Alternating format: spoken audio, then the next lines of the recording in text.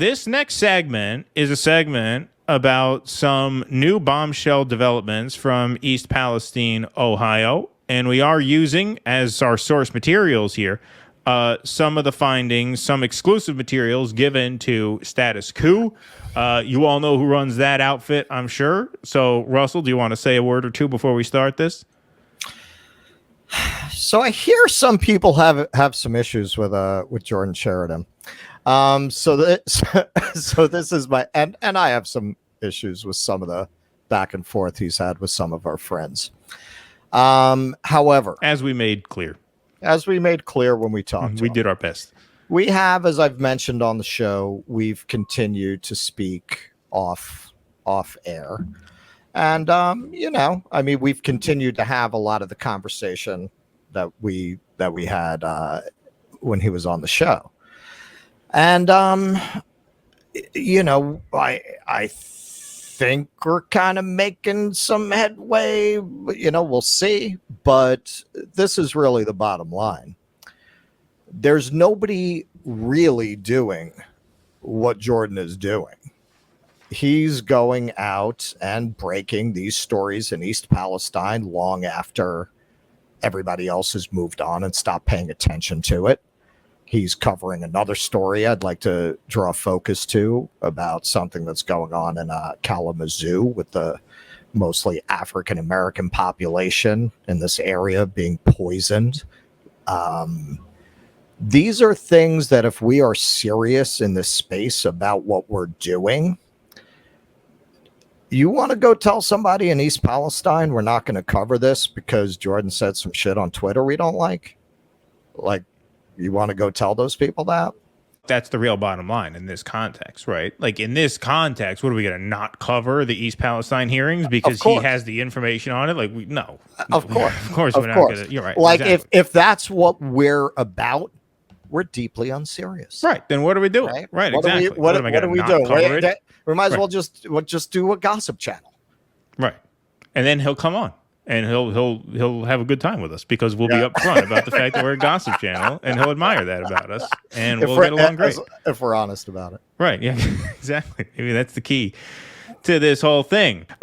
So this week, the National Transportation Safety Board held 2 days worth of hearings in East Palestine, Ohio, and we will get to the hearings themselves in a moment and the findings that they yielded. But first, Status Quo did actually obtain some exclusive video and audio of Mark Durno, who is an EPA on-site coordinator, who admitted on hidden camera that 4 of the 5 Norfolk Southern cars carrying vinyl chloride were actually not showing signs of distress. So here is some hidden camera video and audio of the EPA's Mark. My question has always been why 5? Yeah, why 5? Because 4 of them would have been perfectly fine. 4 of them, the way I understand it from our guys who are on site, is that 4 of them were not showing signs of stress yet. 1 was, and 1 was getting close. Was that one? So why? And then we had 2 burn pits, right? So that tells me that, let's say 1 could influence 1 or 2 others. What about the other 2? Have you guys stopped any fluid? So those are some of the hold that thought. Oh, okay. So those are some of the questions that I think are going to come out as NTSB is coming here at the end of the month. Yeah. I think those will be some questions. I think there's a lot of stuff that's going to come out with them. Yeah. But there's an investigative side of this that hasn't even started yet. I worked up in Flint for 1.5 years, and that investigation is still going on. Still going on. Okay, so there you have it there, saying that 4 of the 5 cars, they really had no business leaking in the first place. Interesting thing here, as he writes, 4 of the vinyl chloride cars were grouped together, cars 26, 27, 28, and 29, with the 5th car, 24 cars behind them. So what are the odds that that 5th car needed to be leaked in what they called a controlled burn? All right, but some more audio here, and as you can see, it's video technically, but it really plays more like audio because it was hidden camera, right? Durno went on to admit that the emptying of vinyl chloride from the cars could more accurately be called an open burn, as opposed to the official line at the time, which is that this was a very managed and by-the-book controlled release. So this is a bit longer here, but I think it's worth playing at least most of this. So You know how last week I brought up the thing about that being open burn, and you said that it was. Yeah. Okay. Well, yeah, I mean, you can, yeah. So what Yeah. I said was yes, you can consider that an open burn. Okay. Right? But in an emergency situation, it is what it is. Then I printed this out from where it's from, but it had said like you can't do open burns at like sunset, or they have to be out by sunset. Okay. So like that happened about an hour before sunset. Well, that's when it got dark at my house. That's right. No, it was still burning at sunset. That's Yeah. right. That's right. And then when there's a temperature inversion, does that mean that kind of inversion that happened? So interesting thing about the inversion. So first of all, you're right. All the open burn regulations would apply, but in an emergency situation, Okay. there are a lot of things that we do. We're actually exempt. If we were doing that work, we're actually exempt from those types of regulations because it's an emergency. Right? Okay. Now, the company's not necessarily. So there could be significant fines and penalties levied based on their actions. Was it There could. one of the branches of like National Guard? I think is who did the They did actual the- detonation. No, they did the modeling. The detonation was a company that I think they're out of Texas. Okay. They're the experts on controlled releases. Yeah, like that. because I had heard Yeah. that there was a guy that was like 19 years old. Okay, so that's all we need from there. Durno obviously went on to say that because this was an emergency situation where, decisions about what to do with these cars had to be made in haste, that there could be penalties and fines imposed upon Norfolk Southern, but he also did caution people that they may try to beat those fines by claiming it was an emergency situation and they had to act quickly. So let's just play this piece here. But then there's an enforcement piece where we have a lot of opportunities to use our enforcement authority based on their actions that were taken. Right? Hey, good to see you again. Based on the actions that were taken. For example, they didn't call the National Response Center immediately like they required to. Right? So from an enforcement standpoint, when we get into that phase, we can levy pretty significant fines and penalties against the railroad because of that. Similar with other environmental rules, but again, they could fight us on that because it was an emergency situation. So, what I guess what I'm telling you is this idea of the open burn. I don't think it's going to go that far. Okay, so pouring a little cold water on people who might be getting their hopes up that they will get some justice, even though I would argue penalties and fines are not really justice in any true sense here. This was obviously criminal negligence. These companies are rich enough to afford penalties and fines. They factor it into their budget. A lot of these companies literally will factor in penalties and fines to their operating budget. That doesn't hurt them as well, right? So, top 5 bombshells from East Palestine they disaster. never find them an amount that would really hurt them. Right. And They'll never do that. And they'll never send any of these people to jail. Right. What do you have to do if you're a rich white collar executive to go to jail in this country at this point? It's things like this that have caused the kind of absolute collapse in belief in the system. Right. Of course. Absolutely. And that's something that we'll get to. We're going to get to the actual hearing in a moment. We'll have some points on that. But I do want to note those video clips that we just played were taken by people of the town. Right. The New York Times wanted those tapes, and they told the New York Times no, they gave them to Status Quo instead. So that's a pretty big scoop, right? I mean, that's a pretty big get that the New York Times was asking for them, and they gave it to Jordan instead of the New York Times. They would have gotten a lot more exposure in the New York Times, obviously. But they did give that tape, that video and that audio to Status Quo. Which is probably because because he's been a presence. The New York Times, they've been there right. through this entire crisis. Right. He's been a presence. So they probably trusted him with that more than they did the New York Times. You know, the Times was there when it was front page news for everybody. And then, like almost everybody, they left.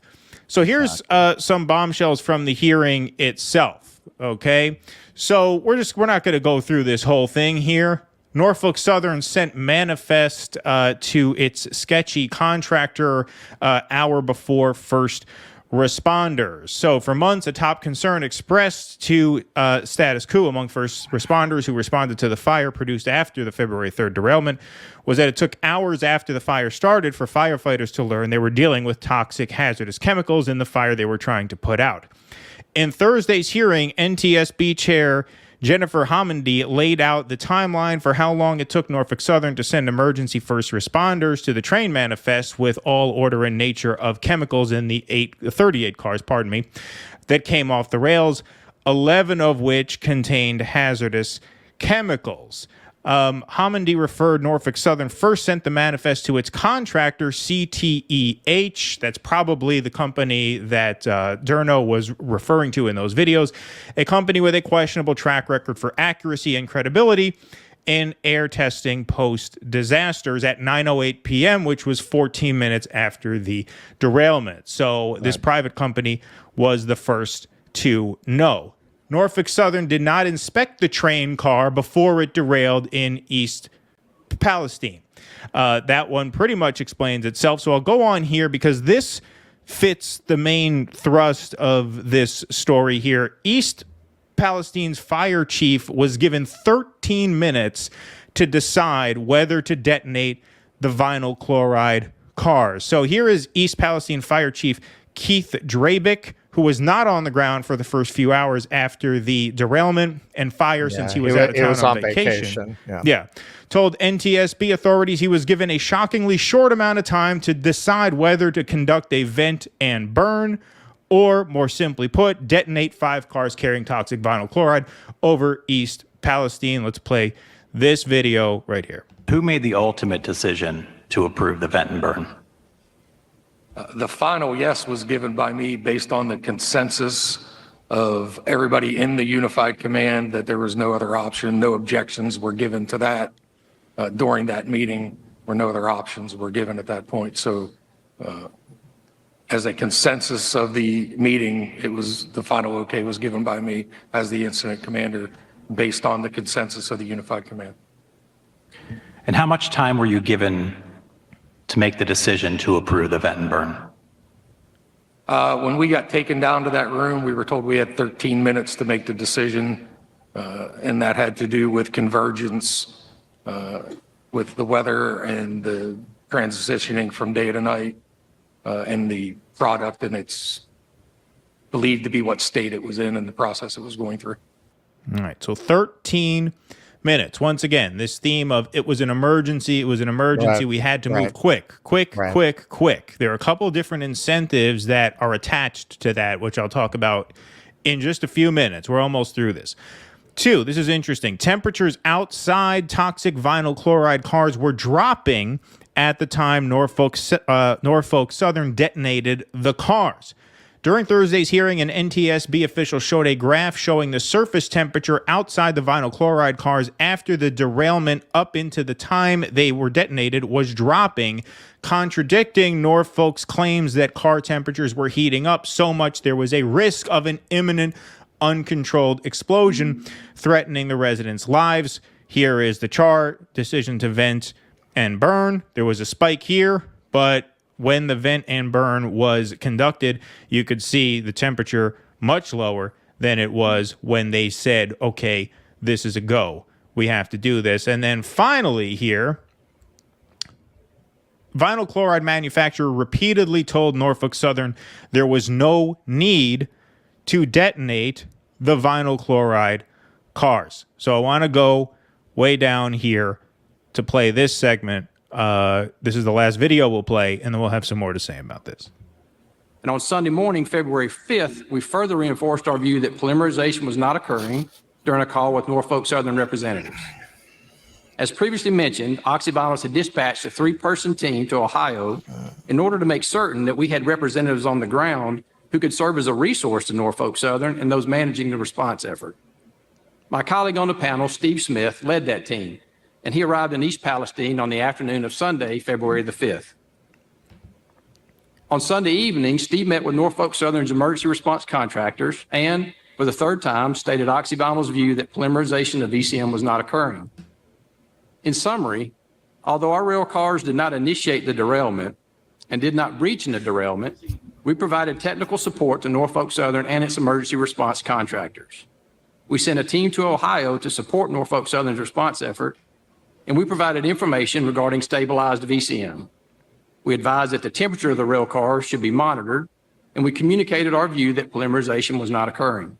Okay, so over and over again, Right. you have people confirming that this hasty decision to just do what they called a controlled release, and now, as we know from the EPA themselves, was really more of an open burn, just let it rip. That's why you had that big black cloud of smoke form over the town, that was not necessary. And the incentive of calling this an emergency and saying we have to move quick and we have to open up these cars and release this vinyl chloride into the air, burn it into the atmosphere, that comes with two incentives. Obviously, and this is the incentive that Jordan talked about himself in the video that I saw him do, there's the obvious short-term financial incentive of we need to get this cleaned up quickly. Getting the track clear. So that the track can be opened again, because, you know, every hour that track is inactive costs millions of dollars. And so that's the short-term financial incentive for saying this is an emergency, now, let's move, right? However, there's another incentive too, and that is the legal and political incentive. Because when you declare it an emergency, you grant certain immunities and certain protections for decisions that were made under duress. In other words, the more time you take to make the decision, the more scrutiny that decision is subject to, not just in the moment, but after the fact, because every step along the way is documented at that point in a way that it cannot be as thoroughly documented if you just move through it quickly. And now, as the EPA guy already said, Norfolk Southern is planning to fight these fines under the defense of, well, this was an emergency. We had to move quickly because the things couldn't blow. So not only are you granted more forgiveness for your final decision, but there's also less documentation of what happened leading up to that call. So what you have here is a financial incentive running parallel to a legal incentive.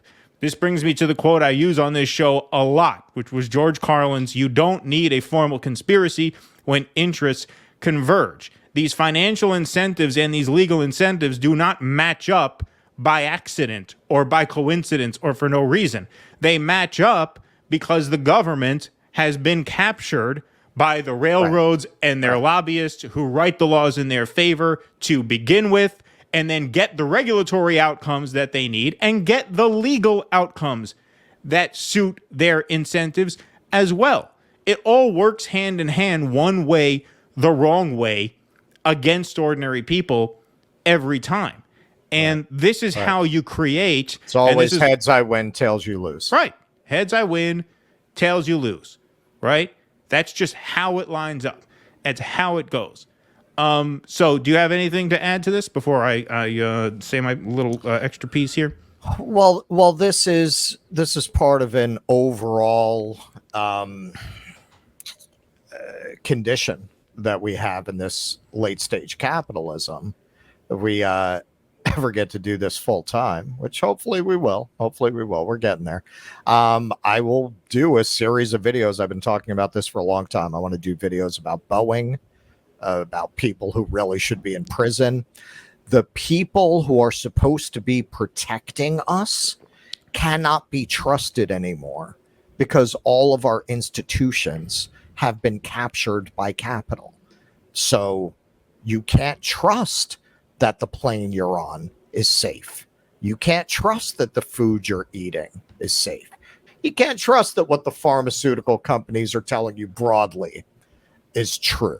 These institutions that we were once able to rely on to protect us have, at best, become no help.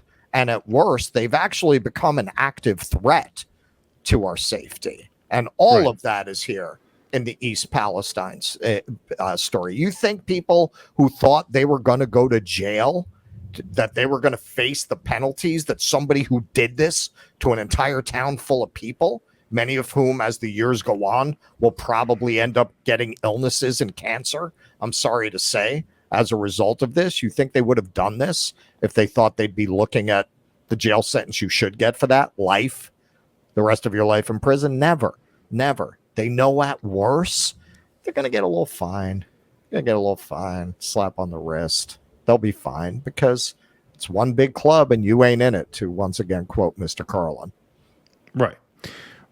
And so that's good work, obviously, there. And what I would just add about Jordan, because he's probably going to watch this segment. He knows we're doing it. He might even be watching right now. Who knows?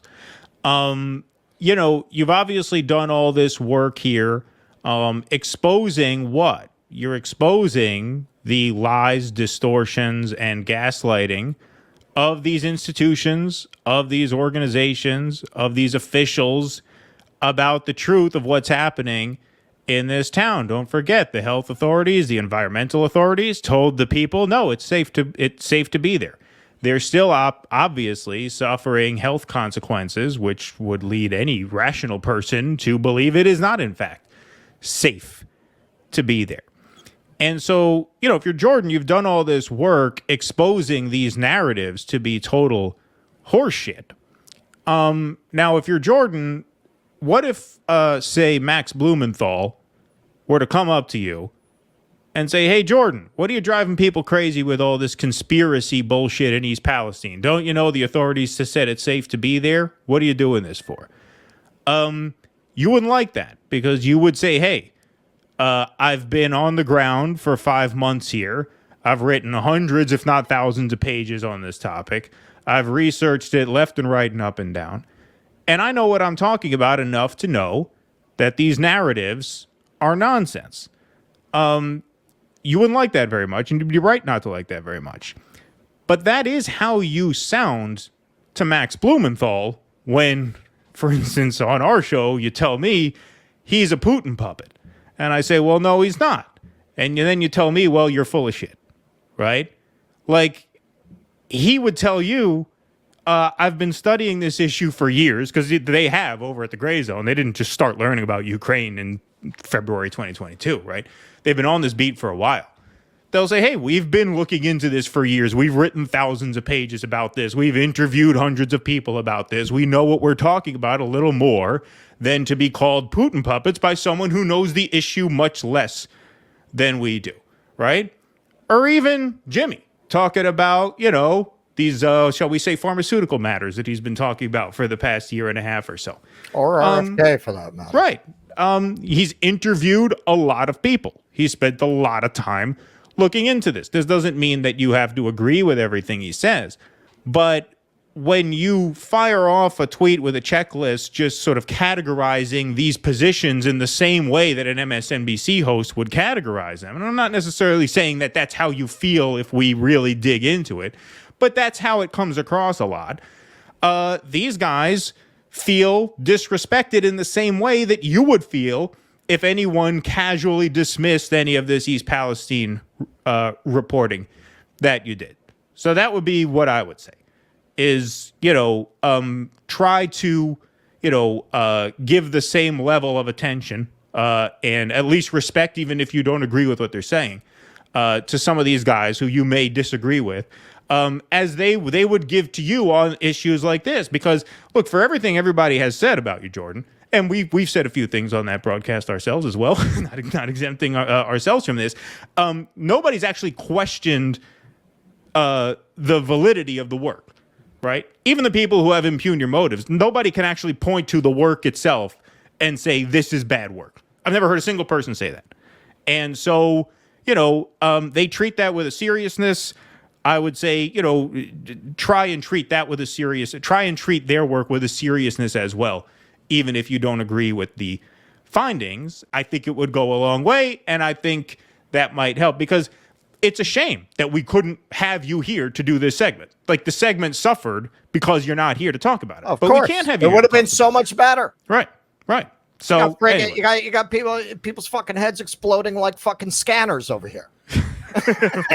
Just because we covered the story. Right. Let's have you on. And it is a fucking crying shame to me, because you have this, what I would call a third wave of independent outlets that are I would argue maybe closer to stories like this because it's a little grubbier, it's a little grittier, it's a little more working class, it's a little more from the ground that you report on a lot of the people who I think are coming up in this wave. So you have this really high quality journalist covering these kinds of stories that has been rendered so toxic in this space that nobody asked him to come on. It's a fucking tragedy. It's a tragedy. Like, essentially, people in our network could be making very good use of the skills of this person who really wants to share them, but you got to fucking, go after Aaron Mate. Like, just that's my 2 cents. Just fucking stop it. Stop it. Do the reporting. It's not even your area, which you admit. You don't even care about that shit. Well, they don't care, but it's not your area. No, it's not your area. Just like this isn't my area. Like, I couldn't pick a fight with you over this if I wanted to. I don't want to, but I couldn't. Right? So there. Please clap.